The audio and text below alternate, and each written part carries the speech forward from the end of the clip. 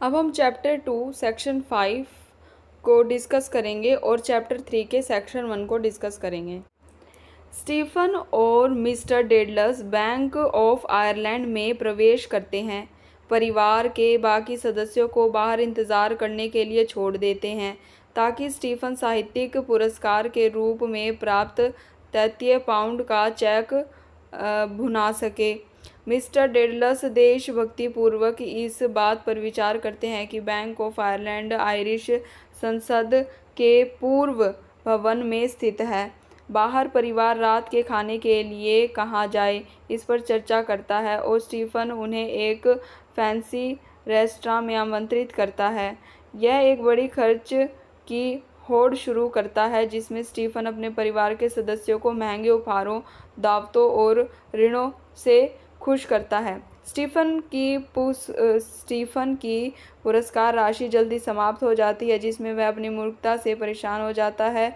उसे उम्मीद थी कि पैसा खर्च करने से परिवार एक साथ आएगा और उसकी कुछ दुश्मनी शांत होगी, लेकिन उसे पता चला है कि यह काम नहीं किया।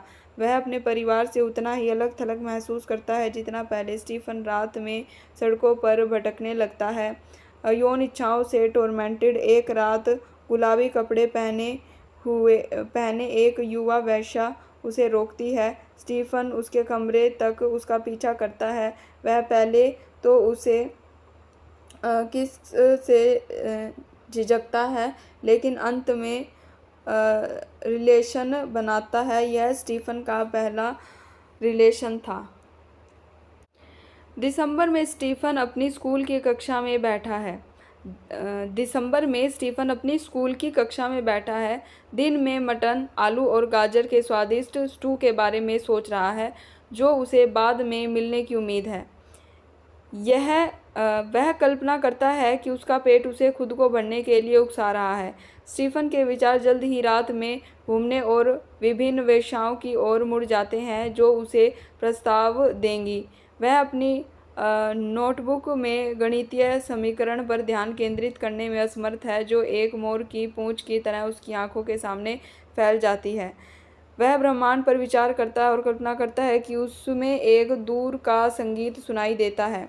वह एक ठंडी स्पष्ट उदासीनता से अवगत है जो उसे जकड़ लेती है। एक साथ छात्र को शिक्षक के एक प्रश्न का मूर्खतापूर्ण उत्तर देते हुए सुनकर स्टीफन को अपने सहपाठियों के प्रति तिरस्कार महसूस होता है।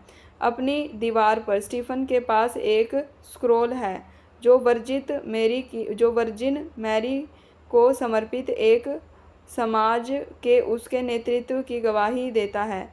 मैरी उसे मोहित करती है और खुशी के साथ वह उसे समर्पित एक लैटिन अंश पढ़ता है, उसके संगीत में आनंद लेता है। पहले स्टीफन मैरी के प्रति अपनी श्रद्धा को वेश्याओं के पास जाने की अपनी पापी आदत के साथ विरोधाभास नहीं मानते, लेकिन धीरे धीरे वह अपने शारीरिक पापों से अधिक चिंतित हो जाता है।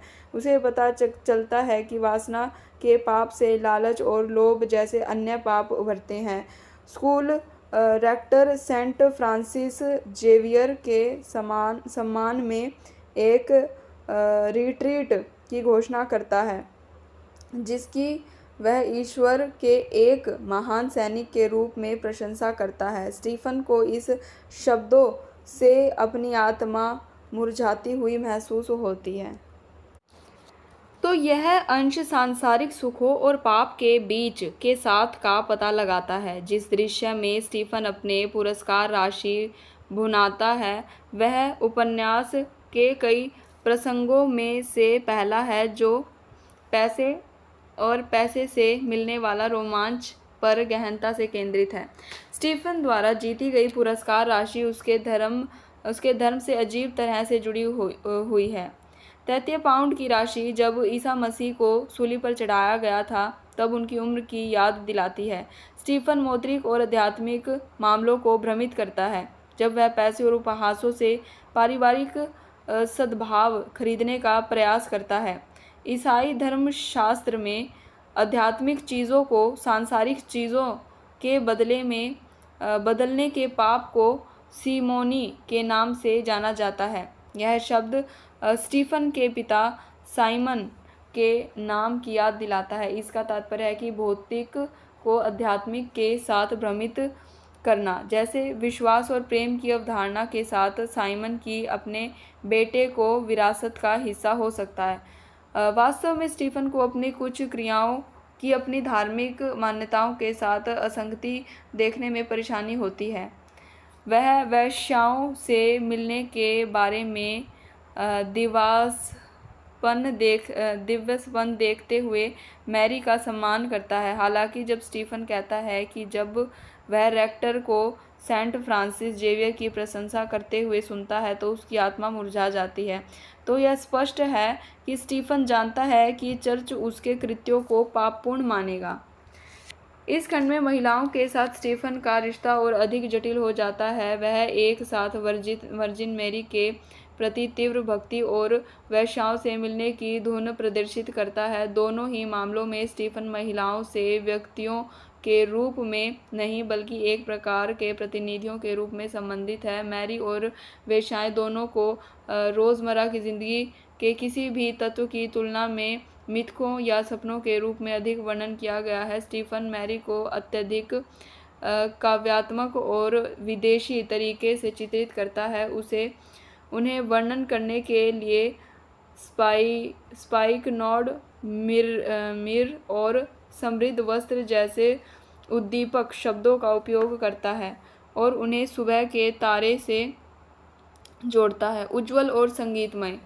हालांकि जब स्टीफन सोचता है कि जिन होठों से वह मैरी से प्रार्थना पढ़ता है वही होठ हैं जिन्होंने एक वेश्या को अश्लील रूप से चूमा है, तो हम देखते हैं कि उसने रहस्यमय तरीके से वेश्या और वर्जिन की छवियों को अपने दिमाग में सतीत्व के विपरीत दर्शन के रूप में जोड़ा है। वास्तव में स्टीफन वेश्या के साथ अपनी मुठभेड़ को मैरी की प्रार्थना के समान शब्दों में वर्णित करता है।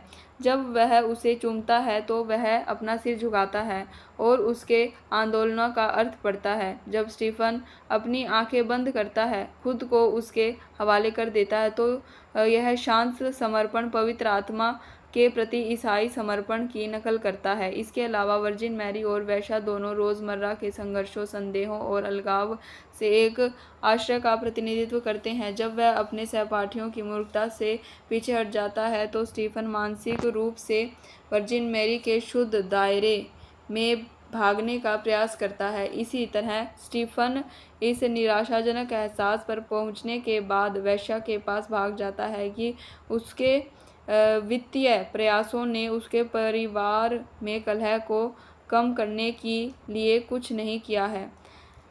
मैरी की तरह वेश्या उसे अपने चारों ओर की कलह से लगभग धार्मिक तरीके से बचाने का मौका देती है, भले ही क्षण भर के लिए ही सही।